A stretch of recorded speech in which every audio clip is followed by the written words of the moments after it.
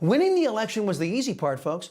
Now it's up to the America First coalition and the majority of Americans to punish the America Last folks for all they did to us, and then to make sure they can never weaponize our own government against us ever again. The deep state America Last coalition won't go quietly. I dispense a reality check in today's preamble. For 12 of the last 16 years, the America Last coalition, made up of Republicans and Democrats, has sought to fundamentally transform America by making our people servants to an all-powerful government and the elitists who run it. In the process, they have eliminated accountability for themselves. They've weaponized government to take out those who wish to hold them to the same rules as everybody else, and betrayed the law and the Constitution. One of the abusers of the American people continues to be the corrupted FBI. The leftist propagandists who run this once trusted agency have taken to social media to spread propaganda about all the good they've done, never once mentioning their grotesque, lawless, and traitorous use of government power to wrongly attack our people. Kash Patel, a man who has served his country with distinction and has been a victim of this abuse, has been tapped by President Trump to clean up this agency that is rotted to the core. The FBI's footprint has gotten so freaking big, and the biggest problem the FBI has come out of its intel shops. I'd break that component out of it. I'd shut down the FBI Hoover building on day one and reopening the next day as a museum of the deep state. And I'd take the 7,000 employees that work in that building and send them across America to chase down criminals. Go be cops. You're cops. Go be cops. Go chase down murderers and drug dealers and violent offenders. What do you need 7,000 people there for? Same thing with DOJ. What are all these people doing here? Looking for their next government promotion, looking for their next fancy government title, looking for their parachute out of government. So while you're bringing in the right people, you also have to shrink government. Oh, those 7,000 people doing a hell of a lot more than that. Tennessee Senator Bill Hagerty jumping on a network of corruption cheerleaders, NBC's Meet the Press, to outline all of the insane anti-American malfeasance that Americans have had to endure at the hands of the modern-day FBI. I've encouraged President Trump to bring Kash Patel to the table for precisely this reason. Unlike Jake, I understand his resistance to talk about Kash, but I'm more than happy to talk about him. He represents the type of change that we need to see in the FBI. If you think about the failures of background checks that have taken place, how could we have somebody like Colin Kahl who tweeted out classified information? I went to the FBI myself. They ignored me. Basically, he was confirmed on a party line vote in the U.S. Senate with Kamala Harris breaking the tie to put this person that should not even have a security clearance in the third most powerful position at DOD. You've got Rob Malley. I don't know how he cleared an FBI check. He's now under investigation. His ties to the Iranian influence regime that worked with him and for him. Ariane Talatabi, who is still at the DOD, should never clear an FBI background check. This entire agency needs to be cleaned out. It's not doing its job. And if you look at what happened, the politicization that took place back in 2016, when senior leaders of the FBI collaborated and conspired to try to keep President Trump out of office. And then when he came into office, they put together this fake Russiagate investigation that hindered the Trump administration for the first several years. Look at 2020. Look at what happened there with the fake Hunter Biden story that the FBI leadership worked together with big tech to censor the Hunter Biden laptop that allowed President Biden to basically fool the American public and come into office. There are serious problems at the FBI. The American public knows it.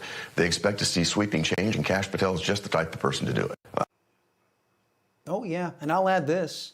This current FBI, corrupted 16 years ago by names like Comey, Obama, and McCabe, not only has this FBI branded Christians who live their faith as extremists, the FBI has been throwing those who oppose slaughtering children in the womb into jail if they step one pinky toe in the path of an abortionist knife and an innocent child.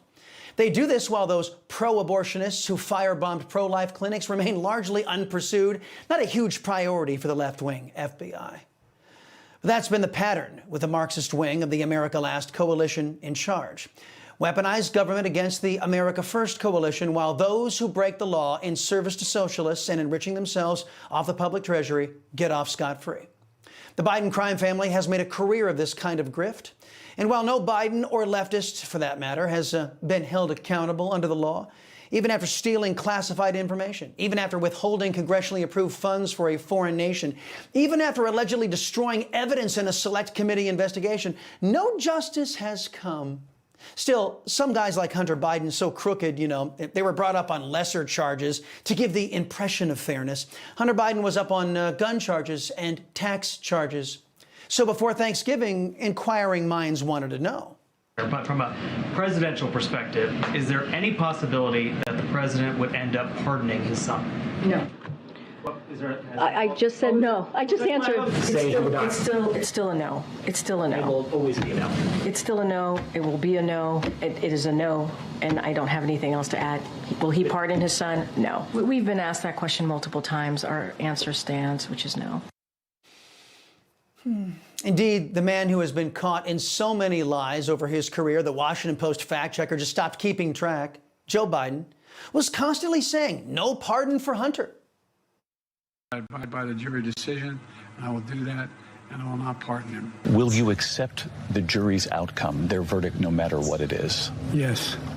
And have you ruled out a pardon for your son? Yes. But like everything Democrat, like everything America Last, it was all a lie, folks. The leftists and the press delivered the news that anyone with half a brain knew was coming. Joe Biden, after promising he wouldn't pardon his son Hunter, did pardon his son Hunter. But I seem to recall certain anti-American folks claiming that no one is above the law. No one is above the law. No one above the law. Does uphold the basic notion that nobody's above the law. A test of the principle that no one is above the law, that the law applies equally to everyone. First, let me be clear. No one is above the law. The president must be held accountable. No one is above the law. I think Community Notes on X summed it up best. Elon Musk trumpeting on December 1st, 2024, President Joe Biden pardoned his son, Hunter Biden, for crimes covering nearly 11 years of offenses against the United States, which he has committed or may have committed or taken part in during the period from January 1st, 2014 through December 1st, 2024. So it seems the leader of the Democrats, Joe Biden, has made it clear that some people are above the law. Today, a bunch of left-wing extremists in media have whole omelets all over their faces. Does everyone remember what Andrew Weissman, a well-known left-wing lawyer, had to say about Joe Biden not pardoning his son Hunter? What is before us is a president who is living the rule of law. He is living it in in the most personal way. When you can see what he is actually living by is his own son is being prosecuted, and he is allowing the norms that are required to live in a democracy to go forward. So Biden not pardoning his son was an example of how Democrats save democracy. Now that he's pardoned him, it looks like we have more evidence that Democrats don't give two rips about saving democracy. But we knew that after they rigged their primary, tried to kick Trump off the ballot, and then anointed their nominee without a single vote. Let's face it, folks, Democrats and their Republican enablers are bad for democracy and the American Republic, too. I mentioned earlier that folks with half a brain knew the Hunter Biden pardon was coming. That might explain this tweet from the pride of the NBC properties, the well-known left-wing crazy person, John Harwood. Earlier this year, Harwood tweeted, quote, "People who insist Biden will pardon Hunter after specifically ruling it out are telling on themselves. They can't imagine someone acting on principle and keeping his word," end quote. Oh, no, John. We know what men and women of principle look and sound like. We just know that none of these people exist on the left. Those of us in the conservative movement know this because of wisdom, guided by experience. Mr. Harwood, your kind is incapable of integrity. If you people had integrity, scruples, a soul, or a conscience, we wouldn't call you Democrats or leftists. You'd be part of the America First coalition. My friends, the only people who trust Democrats in the America Last coalition are Republicans in the America Last coalition. Folks like Mitch McConnell, Lisa Murkowski, Susan Collins, John Cornyn, Mitt Romney, and others who will be forced to reveal themselves in the next 4 years. Guided by years of experience, I can assure all of you that the Chris Salcedo Show axiom number 5 is as true today as it was when I first created it.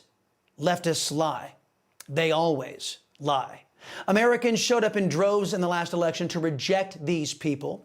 Keep watching over the coming days on which of these so-called Republicans acts to thwart the America First agenda and defend the liars, the charlatans, and untrustworthy America Last folks that make up a majority of the Democrat Party. That will be the clearest indication of who needs to be replaced in government, to make government once again a limited constitutional government of, by, and for our people. You know, folks, I thank God for my wonderful wife, my kids, my country, the greatest nation ever. And Americans like you who believe in the truth, the Chris Salcedo Show will never stop fighting for you. The Chris Salcedo Show, for the news you need to know.